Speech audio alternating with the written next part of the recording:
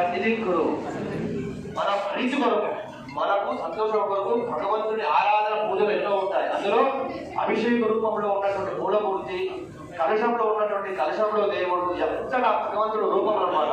స్వామివారి ఇక్కడ బ్రహ్మ రూపంలో విగ్రహ రూపంలో మనం ఇక్కడ అలంకరించుకొని మనం ఆరాధన చేస్తున్నాం. భగవంతుడి ఆరాధన చేయడం కూడా ఒక విద్య సాధన.